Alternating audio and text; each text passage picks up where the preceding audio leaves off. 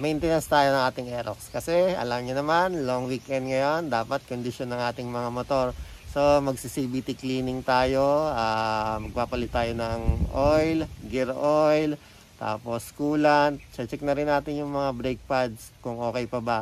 Kasi may pupuntahan nga tayong event sa Manila, yung Inside Racing sa World Trade. So, i-condition natin ating Aerox para wala tayong maging aberya sa daan. Pagkatapos din kasi noon, balak naming pamilya na mag-camping. So, i-condition na talaga natin itong motor para wala tayong sakit ng ulo sa daan. So, samahan nyo ako mga boss. Boss, sa mga nagdi-DIY dyan, yung mga tools natin, pang-baklas, oil, ang ating CVT cleaning, Kobe, ang ating ginagamit, itong top 1, coolant. Yan ang mga gagamitin natin ngayon sa ating maintenance.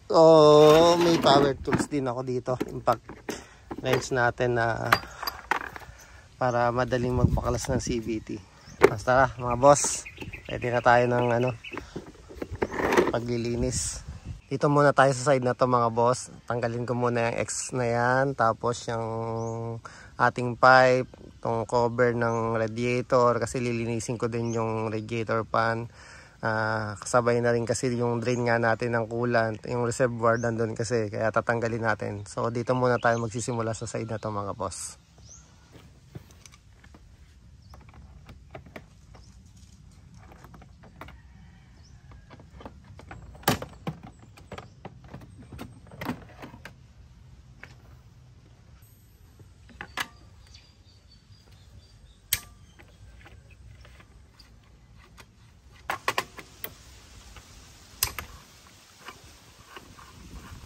Tatanggalin na natin yung pipe. Naka-center stand lang siya, tapos side stand. Discarding yan.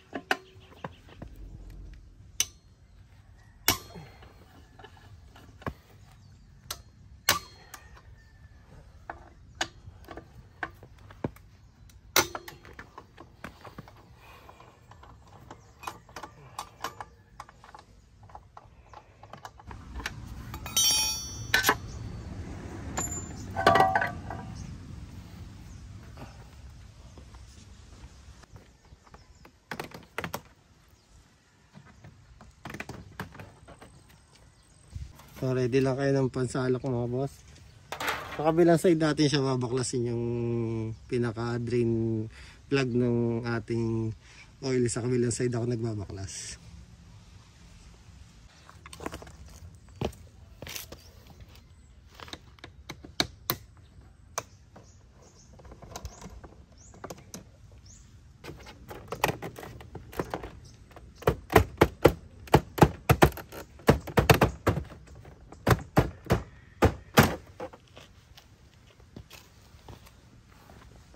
Number 17 to mga boss.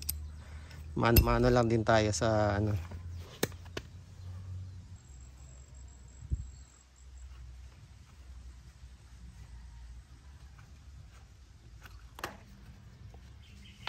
So ayan.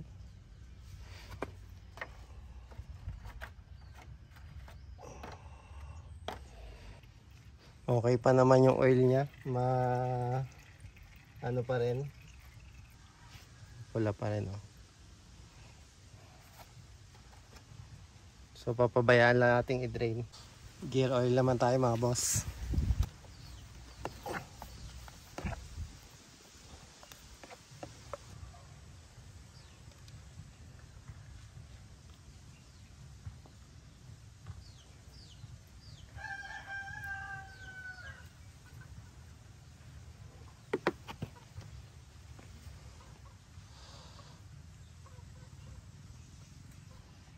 Hintayin lang natin totally madrain yung mga oil, mga boss. Then next tayo sa coolant. Babaklasin ko na rin yung part na yun mga boss, kasi check natin yung spark plug para sigurado.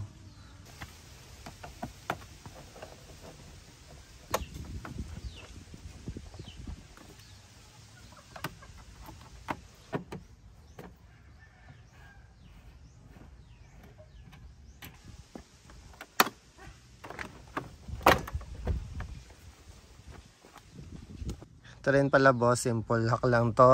Ito yung connector na nagkakaroon ng issue na error. Galing yan dun sa stator ba or magneto. Di ba nasusunog yan? Kasi nga yung original yan, ang plastic lang ito sa ilalim. Kaya pag napasukan or nababasa ng tubig, nagiging cause yan, nasusunog to. Dahil nga putik, tapos tubig, lalo pag nag-motor wash. So, ang ginawa kong hack yan, nilagyan ko na rin ng plastic yung ibabaw niya para yung tubig na papasok dito hindi basta-basta nakapasok. So yan, pansin nyo, kabilaan na siya para sigurado. Pero yung iba kasi nire-recta na yan eh, yung ilalagyan nila ng parang tawag ba doon, yung AdPro, para maiwasan na din yung error. So ako yan, simple lang budget meal, plastic lang, enable tie lang natin para yung tubig hindi basta-basta nakapapasok. I-drain na natin yung coolant dito sa ilalim muna, tapos meron din dito, tapos itong reservoir nya, tapos yung sa kabilang side. So unahin muna natin to, screw lang.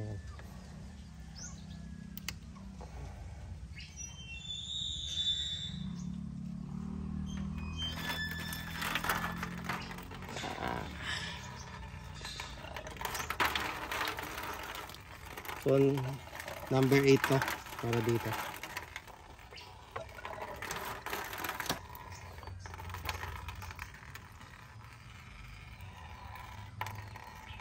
Ayan, linisin nyo din tong cup na to, tsaka to, kutik-kutik din yan.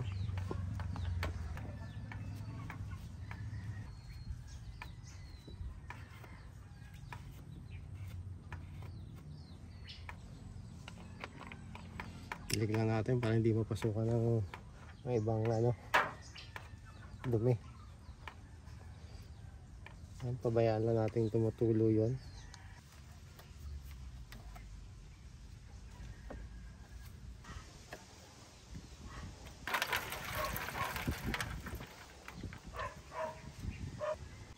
Baklasin din natin itong mga boss, itong radiator.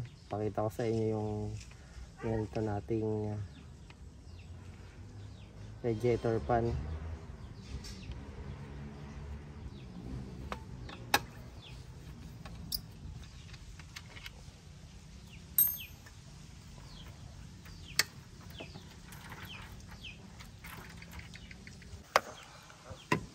Yan, radiator pan. Ako na rin yung pintura dyan sa magneto na yan para hindi kalawangin. Kulay silver lang ang pinintura natin na samurai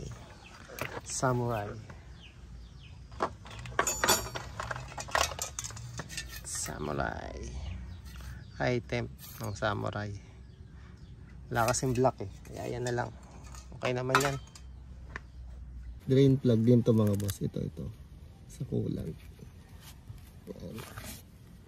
Ang galing nyo din.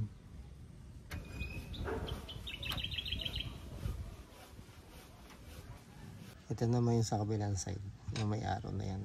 Pansin nyo, luluwagan lang natin mga boss.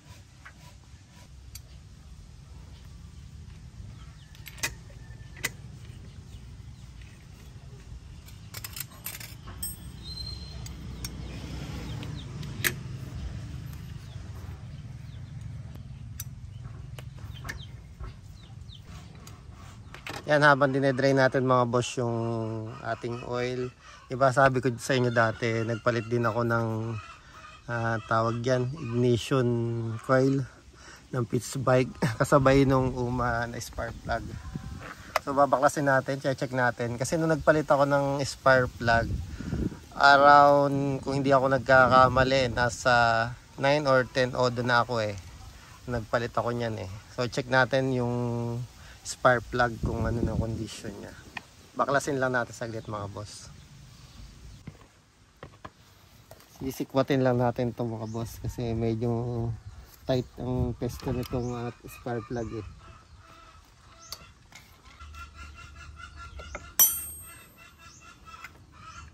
Tanggal na natin. So check natin. Okay naman yung loob ng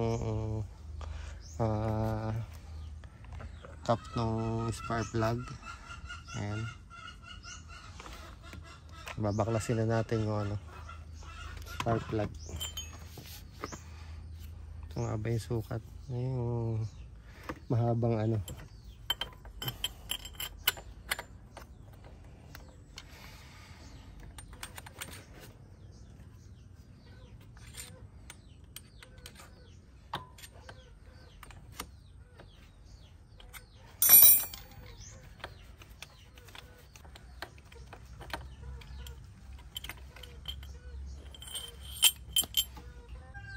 Yan ang odo na natin mga boss ngayon ay nasa 15,000 na.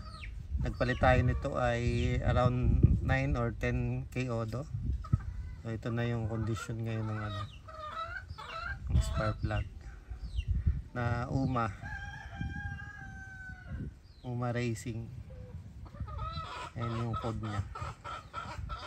So doon sa mga nakakaalam ng okay ba yung niya, maganda ba yung sunog.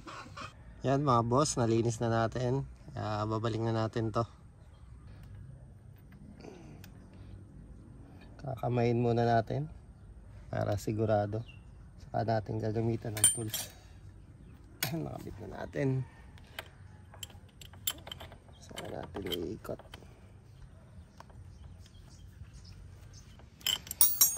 Okay na, tamang higpit lang para hindi malas thread. Balik na natin yung cap. Double check lang. Siguraduhin nyo lang mga boss na lapat yung cap ng spark plug para iwas aberya. So ako tinutulak ko lang din ng to.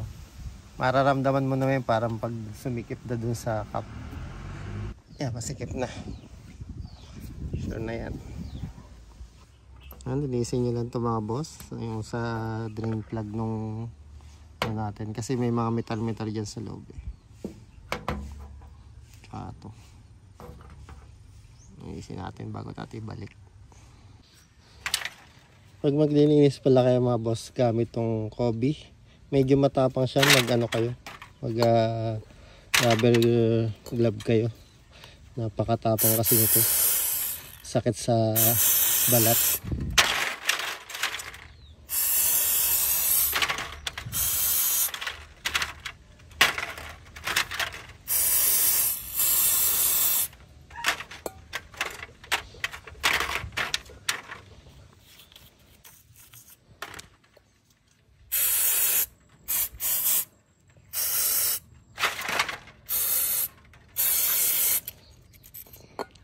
Pagkatapos yan mga boss, patuyuin nyo lang or nyo sa basahan bago nyo ibalik. Sa gear oil na tornilyo, linisan lang natin. Tapos itong cap din mga boss, linisin nyo. May rubber pala yan, baka mawala nyo. Linisin nyo lang para yung mga putik-putik. Balik na natin.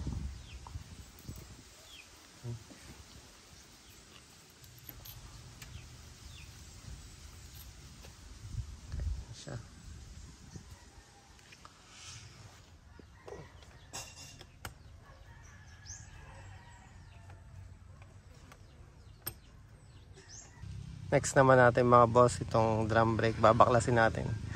Pero bago natin baklasin yan mga boss, tinatanggal yung nito dito sa brake. Iluluwagan to para madaling magbaklas ng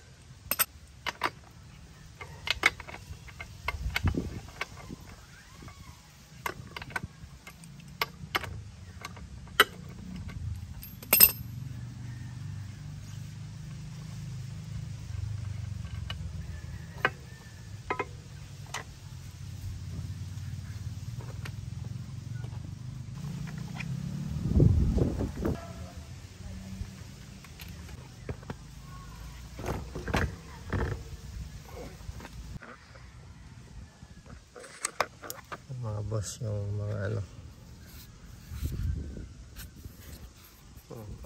Nalilinis talaga yan. Yan yung nagkukos din ng maingay eh. Tapin na lang natin. Abento mo yun.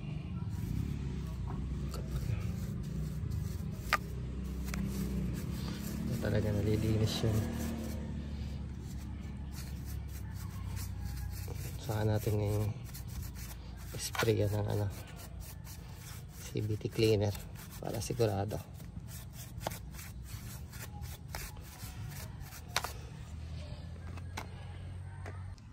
Yan yung ilig na drum brake. Tinis na rin yan.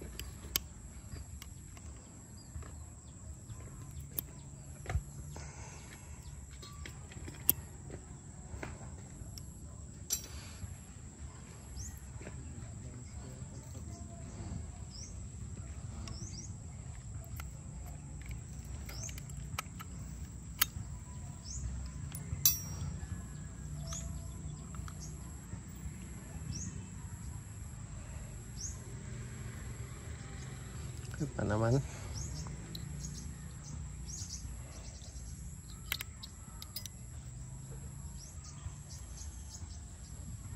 Simulan natin to.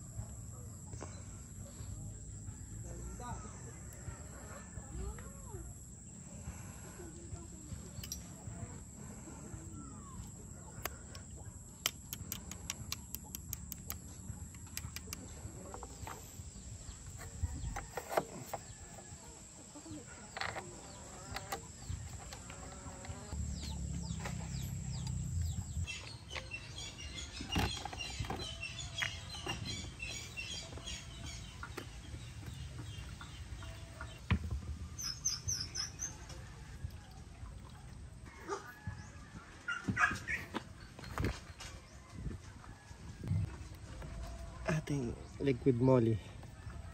900 lang ang ilalagay natin. 1 liter to. Andyan lang tayo.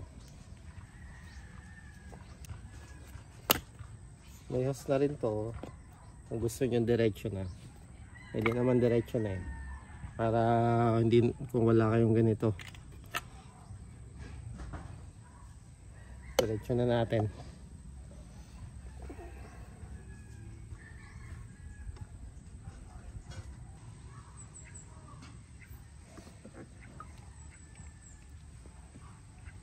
Yun, sakto. Sobra pa tayo. Tado lang natin. Hilisin nyo lang yung dipstick mga boss para maalis yung dumi.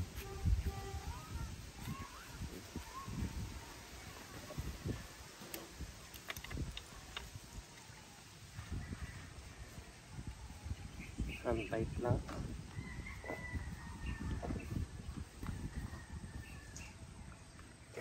Okay. Salt. Sa gear oil naman mga boss, ang gamit ko RS8. Pero ang ginagamit ko talaga yung JBT na ubusan lang. So pwede naman to. Natin. 100 ml yung gear oil. Ito kasi ay 120. So may tira tong konti. Pero pwede nyo naman lahat na. Hindi naman kasi itong punong-puno eh. Yung iba nga ano pa, isang ganito tapos naglalagay pa ng konti. So dalawang ganito.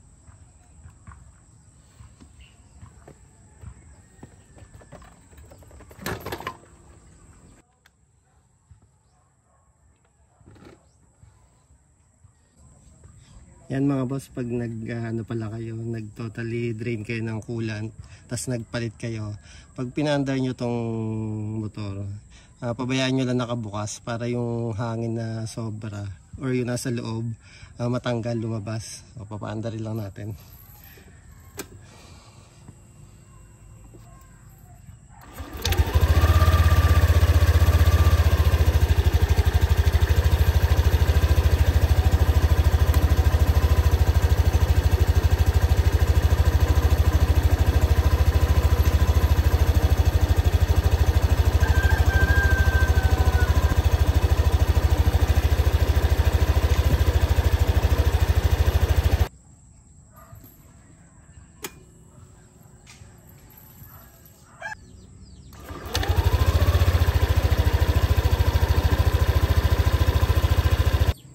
Yan, napalitan na natin yung coolant, tapos oil, gear oil.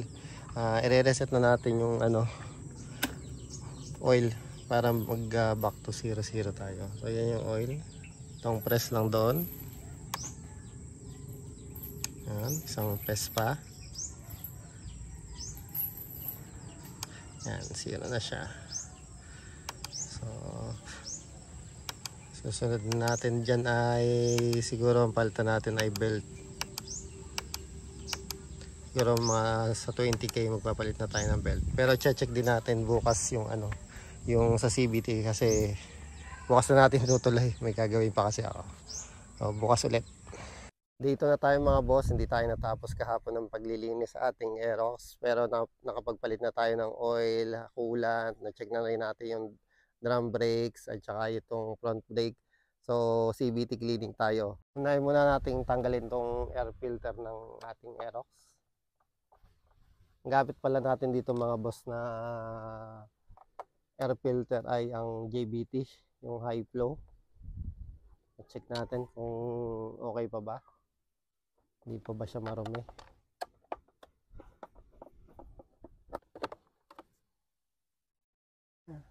Malinis pa naman mga boss. Dito pala sa ating crank cover mga boss, nag gold bolt ako kasi nabilog kasi dati yung mga tornilyo niyan nung unang baklas ko kasi mahigpit, may technique pala yon, kaya pinalitan na natin siya ng ganyan gold bolt number 6 Allen.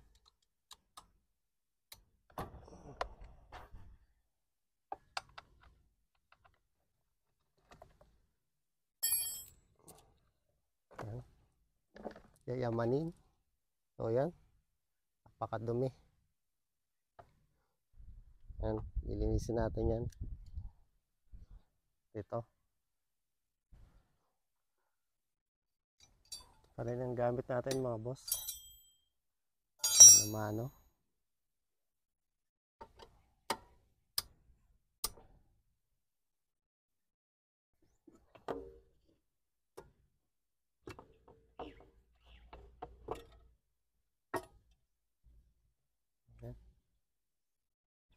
Ito mga boss, ingatan nyo to, baka mawala.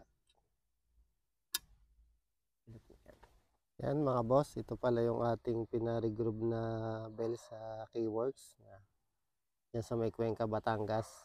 Kulay black na rin siya. So mukhang malinis pa naman, pero lilinisin na rin natin talaga yan.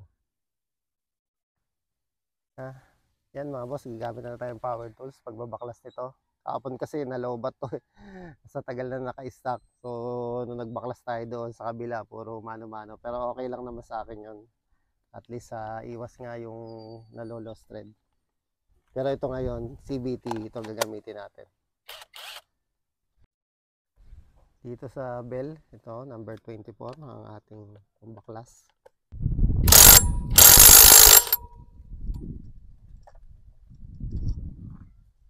JBT nut ang gamit natin. So yan, naka-regroove yan. So kita nyo naman, okay naman yung kain.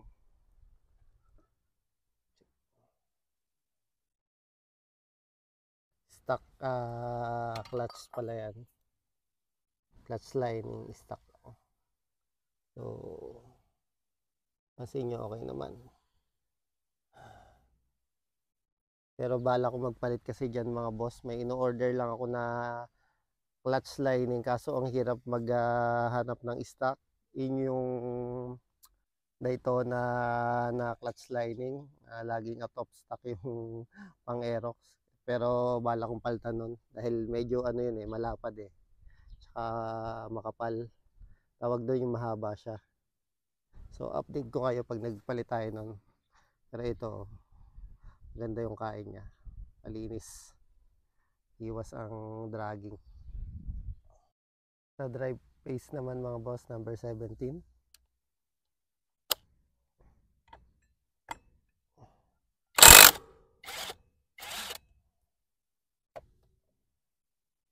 Ito stock na nut, pero bala kong palitan na rin to ng ng JBT. Pero na tayo diyang pangpalit.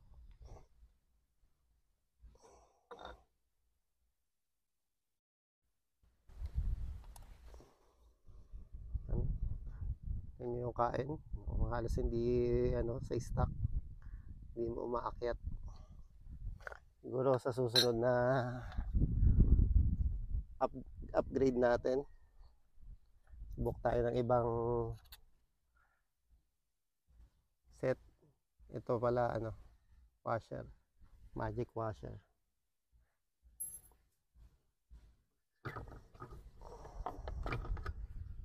Ito stock pa rin, pero yung ating center spring nga 1,000.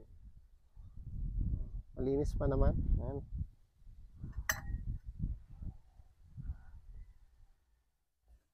Ayan. Check natin kung wala pang tama.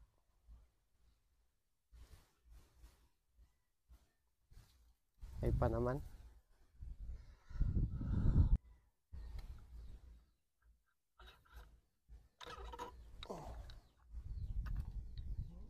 medyo marami na.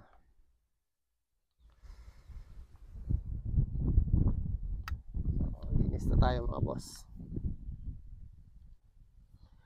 Yan. Marasin lang natin yung mga dumi na hindi masyadong madami na ubos na ting spray. Konti na lang yung tatanggalin. Pero malinis pa naman.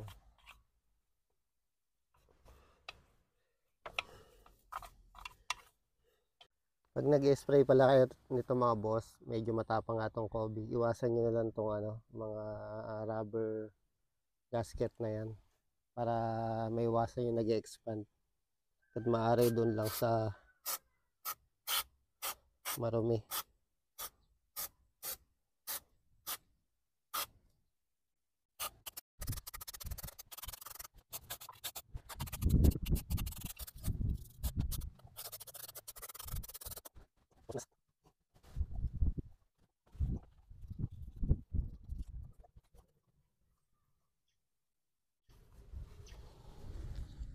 So ayan, malinis na sa mga bell at dry paste tayo. Tapos itong sa clutch.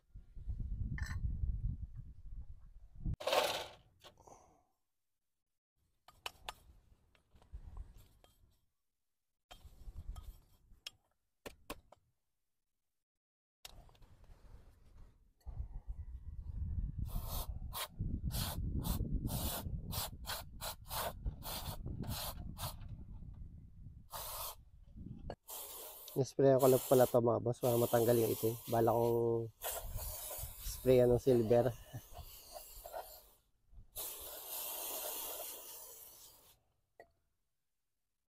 Ito kasi stock to eh. Pinipinturahan lang nila.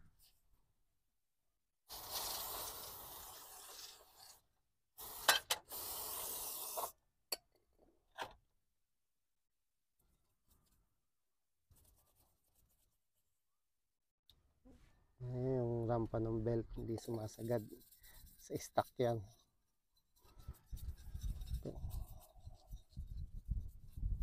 Dito lang halos.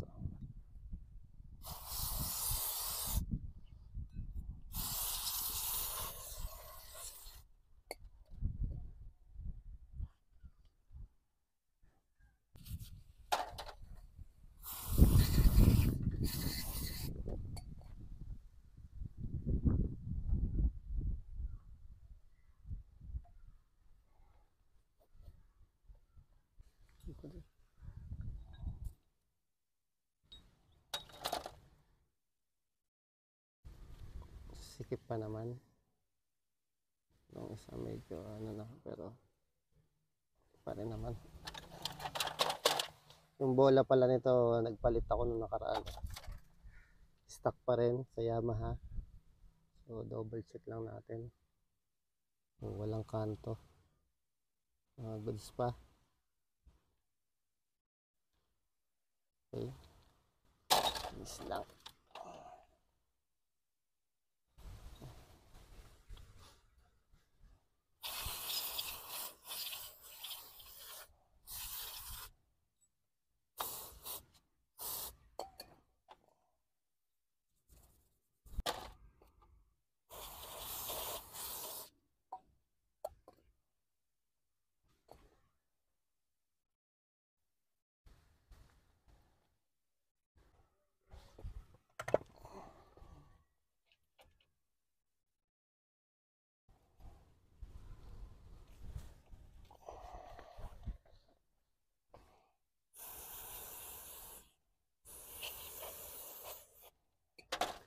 Ito palang cover na to.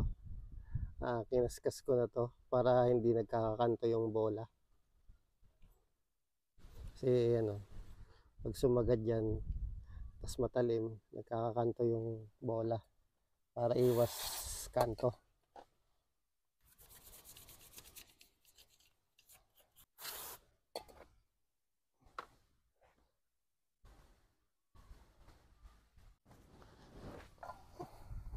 Dito naman sa clutch assembly, ang gamit natin itong 39 to 41 mm.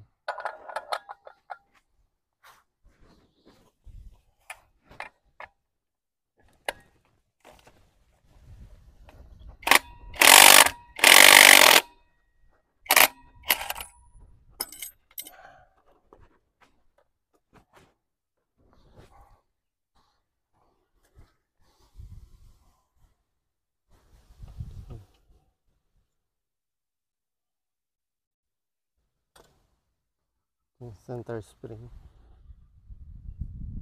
na 1,000. Bala ko nitong maglagay ng ano, susunod yung tensioner controller.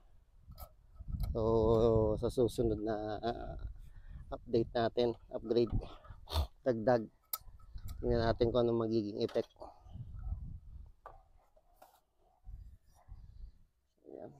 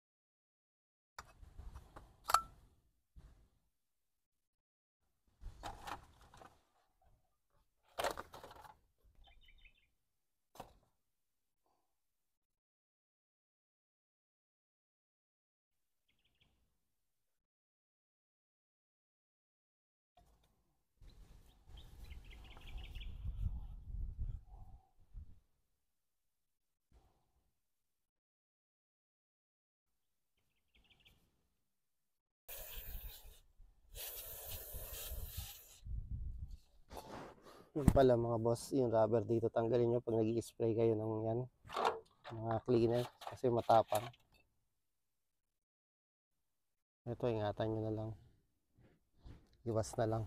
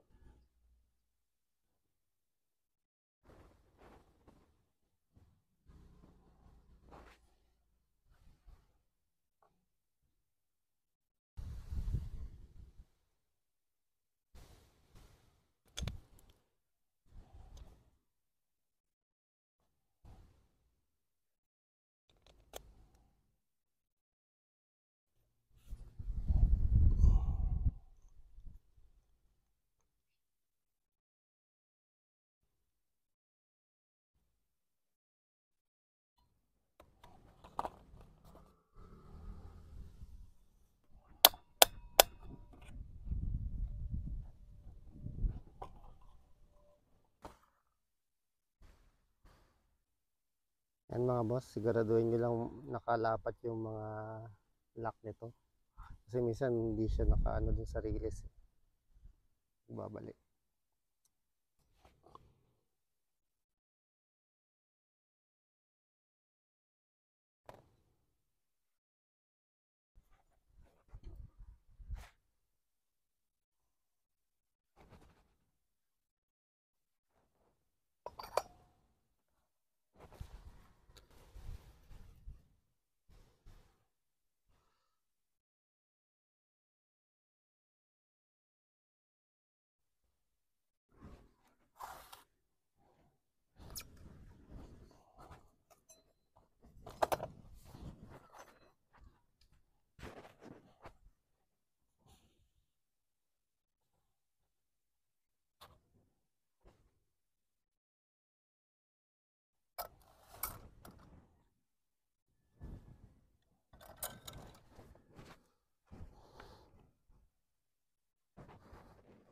Papalit na rin tayo ng JBT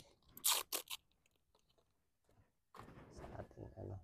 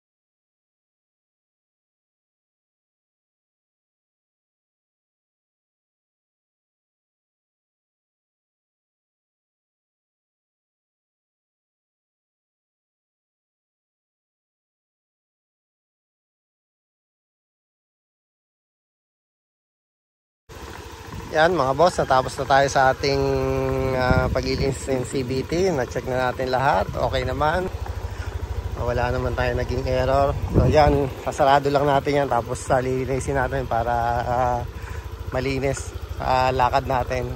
So yan, hanggang dyan mga boss.